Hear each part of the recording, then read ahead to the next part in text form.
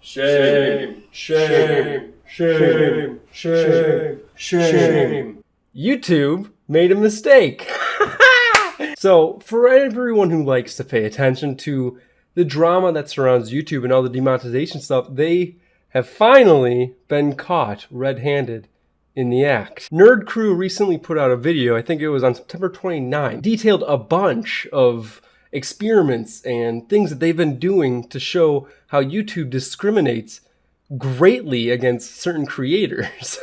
So the biggest thing that they found in their research was that they found that YouTube discriminates heavily against the LGBT community. Any videos that have the word gay, lesbian, trans, or anything related to the LGBT community is instantly demonetized, whether it's in the thumbnail, the title, description, or the tags. Instant demonetization.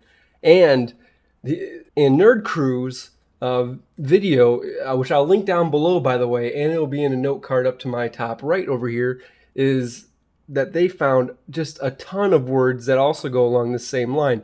Obviously, a lot of them follow the swear words, other words that are provocative in nature, just things that make sense, right? However, a lot of them ended up being LGBT keywords, not even just like the fringe communities. It's a lot of like their primary community, like I said, like gay and lesbian, instantly demonetized after that. I strongly recommend looking at the video that I'm going to share with you down below from Nerd Crew.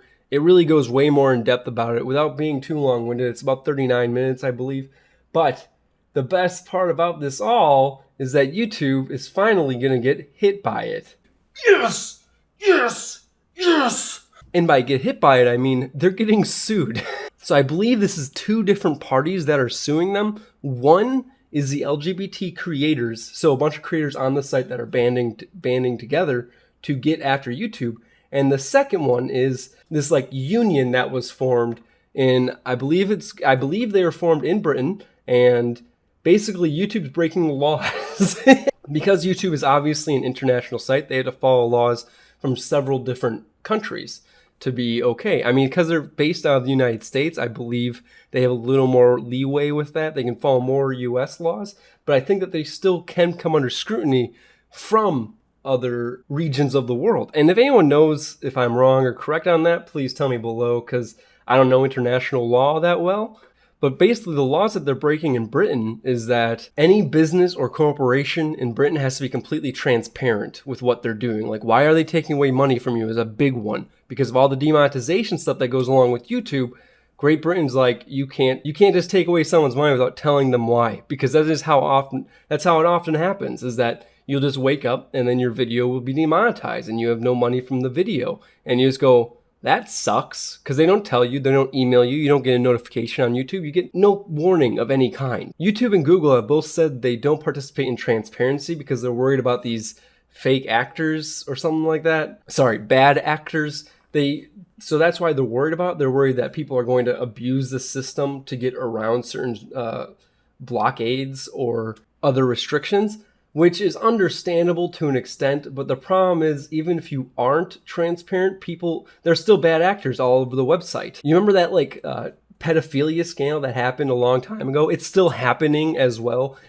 People are going to find a way to get around it no matter what you do, YouTube. So you might as well be transparent with the people that are making you money that you are pretty much actively employing, and it's dirty not to let them know what's going on. It's dirty not to let anyone know what's going on, because we just want to know. We want to know, how can I make my content the best and most well received out there? How can I make sure that I'm going to get ads and I'm going to get money from it?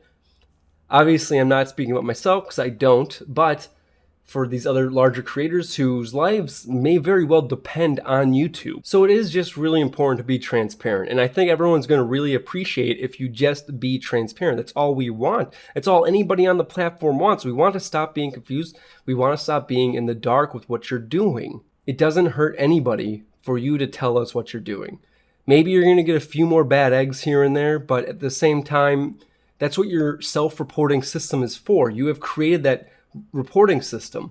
So let people use the reporting system. You know that you've been completely transparent in what is the right thing to do. You have like all this legal jargon that makes it so you can say, We told them that this was the wrong thing to do. They can't do it. And then people can report the video, flag the video, do whatever. You have a human being, check it out, and then go, oh, all right, this video does violate, or this video doesn't violate, or this account does or doesn't violate. And that's how you get around it. You already have the systems in place, just use them to their full advantage. Jumping back to the LGBT stuff from before, YouTube was also kind of a huge lie. Well, I shouldn't say YouTube, but Susan Wojcicki who is, if you don't know, the CEO of YouTube. She said in an interview a while back that YouTube does not discriminate against LGBT. It doesn't at all. That's what she said. And everyone took it at face value. I mean, it makes sense. Why would any company discriminate against quite a large portion, especially on the internet, when you're going to get lambasted for it and it's going to look really bad on you? And we all know Google and YouTube's reputation for being very pro LGBT and things of the same nature. So it makes sense that they wouldn't be against it, because it doesn't make sense for them to be or actively against it like that. However, what they did figure out is that because YouTube had to hire a bunch of people for the human part interaction of the reviews of claims, and so hiring people is expensive. Todd and Payroll had a great idea. What if we just outsource? This wouldn't be an issue if it was to like Western countries like the United States, maybe even Mexico, Canada, Japan, probably not China, maybe South Korea. I'm not sure how it feels about down there. European countries. But the problem is a lot of their employees that they hired are from the Middle East. Now, for those of you who don't know a lot about the Middle East, they really don't like gay people. A lot of these places that they hired people from, it is illegal, either jail time, fine time, and in some places even death, to be homosexual. So you can see where that might become an issue when they're reviewing videos based on if something is connected to the LGBT community, right? So because they would further review the video and say, nope, this is not my view, and thus forth, it does not approve of my standards for what should be monetized.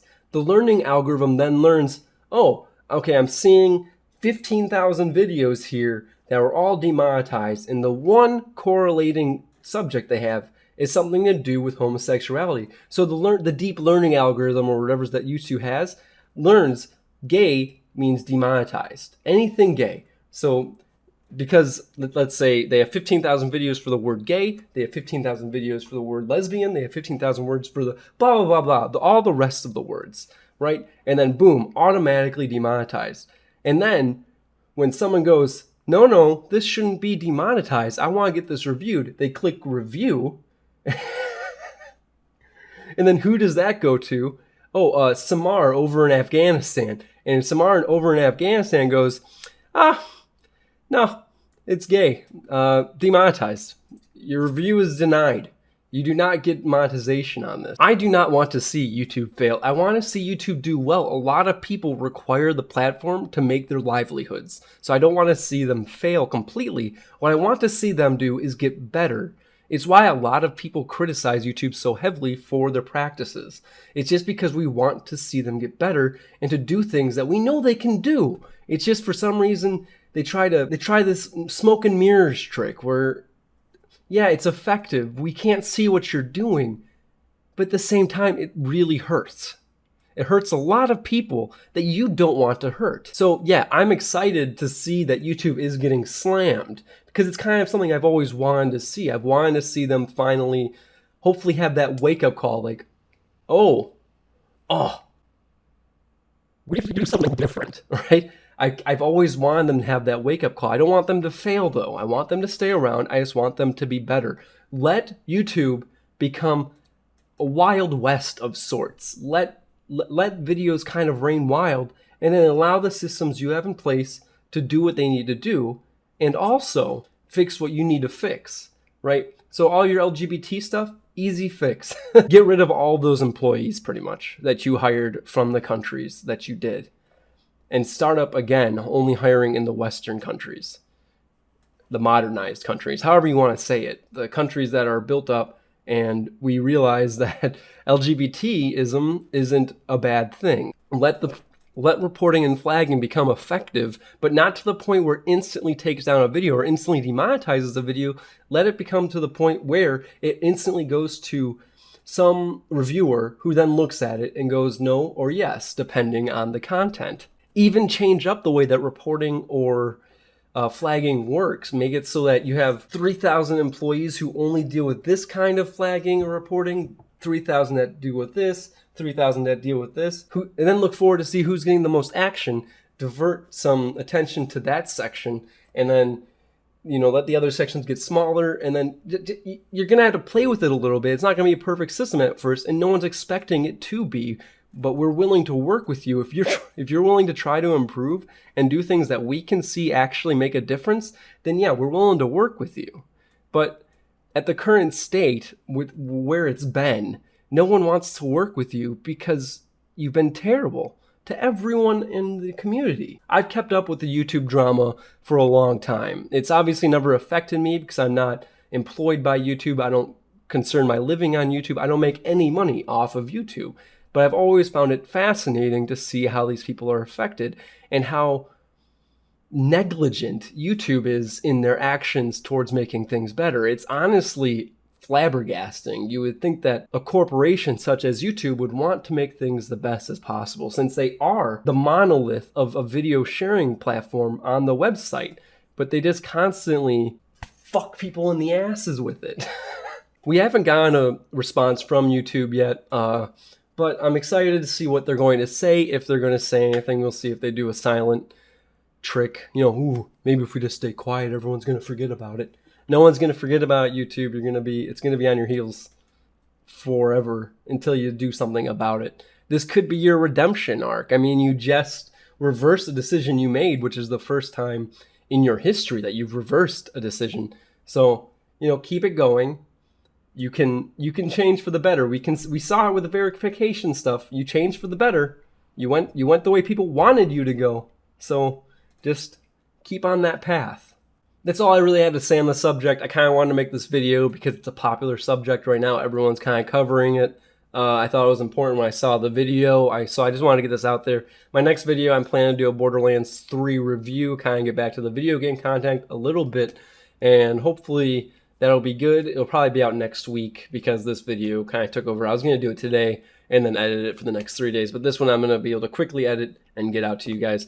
But hopefully you like it. Hopefully you like my take on this situation that's at hand. It's a pretty wild one. I didn't expect to see this at all. It was just in my recommended randomly. In fact, it wasn't even Nerd Crew's video I saw. It was someone else's, and then that got me to the Nerd Crew video, which was YouTube's in hot water. So hopefully they give us a good response. Until next time, Doomkey, signing off.